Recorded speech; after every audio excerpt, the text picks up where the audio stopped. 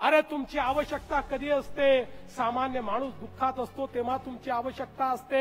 या कोविडच्या काळामध्ये ज्यावेळेस सामान्य माणसं मरत होती, ज्यावेळी सामान्य माणसांना बेड मिळत नव्हती, जेव्हा त्यांना ऑक्सिजन मिळत नव्हतं, ज्या काळामध्ये हजारो कोटी रुपये आपल्या तिजोरीत ठेवलेली मुंबई महानगरपालिका, ज्या महानगरपालिकेचे 70,000 कोटी रुपयाच्या ठेवी होत्या, त्या महानगरपालिकेकडनं केवळ एवढीच अपेक्षा केली होती, तेव्हाच्या सत्ताधाऱ्याकडनं एवढीच अपेक्षा केली होती, तुमच्याकडे पैसा आहे, तुम्ही त्या ठिकाणी व्यवस्था उभ्या करा, सामान्य माणसाला ऑक्सिजन द्या, त्याला बेड उपलब्ध करून द्या।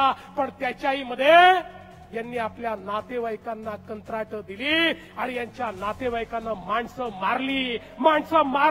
मी म्हणत नाही, तुम्ही ईडीची चार्जशीट बघा। जे डॉक्टर नव्हते त्यांना डॉक्टर दाखवलं, जे कंपाऊंडर नव्हते त्यांना कंपाऊंडर दाखवलं, ज्यांना नर्सिंगचं ट्रेनिंग नव्हतं त्यांना नर्सेस दाखवलं आणि त्यांना त्या ठिकाणी उभं करून त्यांच्या माध्यमातून हजारो रुपये, लाखो रुपये, करोडो रुपये त्या ठिकाणी लाटले आणि परिणाम काय झाला? माझा आम मुंबईकर हा पटा त्या ठिकाणी मेला। अरे जनावरासारखा माझा मुंबईकर मेला, पण माझ्या मेलेल्या मुंबईकराच्या टाळूवरचं लोणी खाणारे हे नालायक यांनी त्या मुंबईकराचं ते शव ज्या बॉडी बॅग मध्ये न्यायचं, त्या बॉडी बॅग मध्ये ही घोटाळा केला।